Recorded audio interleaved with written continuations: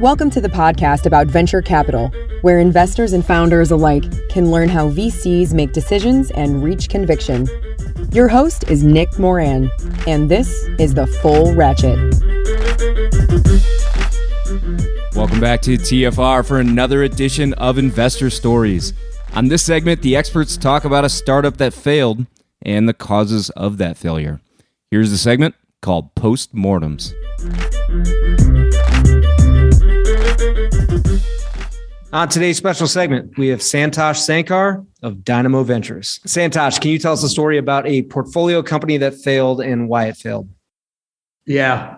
So we had the good fortune of investing in Starsky Robotics. It was actually the very first check we invested as Dynamo. It's one of the first players to enter the long-haul trucking space to make that whole effort autonomous. And Stefan has since written very publicly post-mortems and deep dives as to why that didn't work.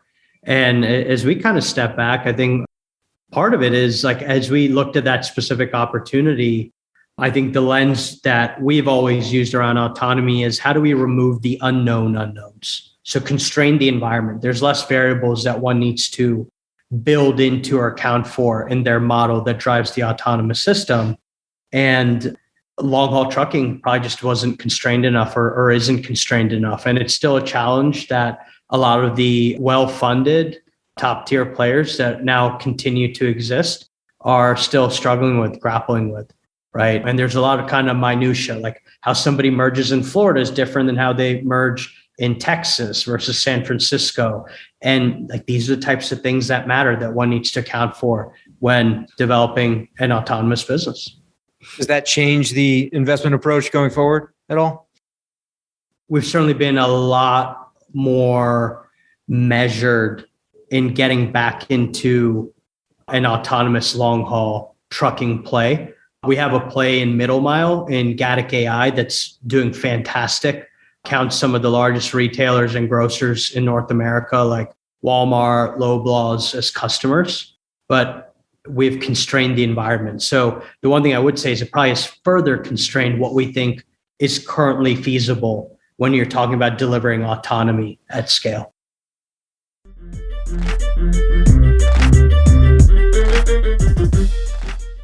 On today's special segment, we have Miriam Rivera of Ulu Ventures. Miriam, can you tell us a story about a portfolio company that failed and why it failed?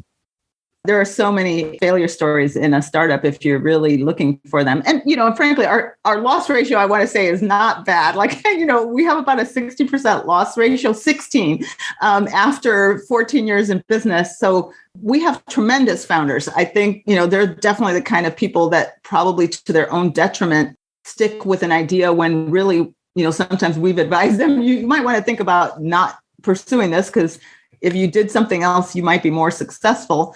But the things that I would say are the failure modes that are the most taxing. One is people who literally can't trust their team, don't get their teams involved enough, and don't delegate enough. And, maybe because sometimes founders fear that they will, VCs may try to ask them to leave. Then they are like control freaks and are trying to hold on too much. And that ends up creating such bottlenecks that the company goes nowhere. So I've seen that failure mode.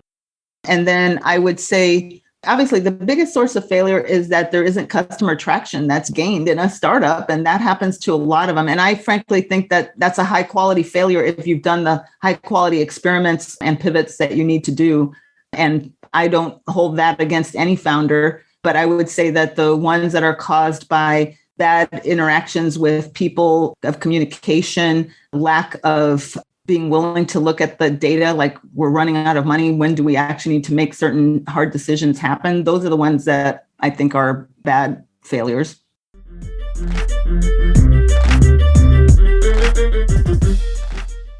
On today's special segment, we have Annie Kadavy, Managing Director at Redpoint Ventures. Annie, can you tell us a story about a portfolio company that failed and why it failed? I have seen portfolio companies fail. I'll talk about two examples. One is portfolio companies that fail because the teams haven't worked together for very long. I think that's, the number one reason that a startup is not going to raise the next round is that the team falls apart, actually.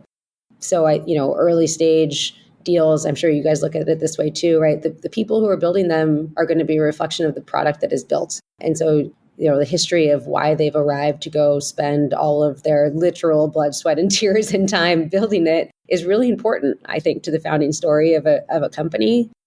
That's a painful way for an early stage company to end.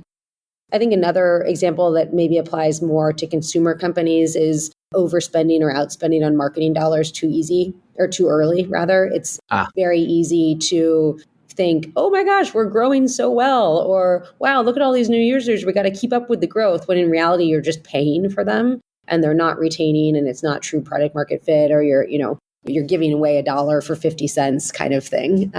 So I think, managing the restraint of, let me make sure my unit economics work, let me make sure I have product market fit on a small level here before I actually turn on these marketing channels is another form of failure I've seen.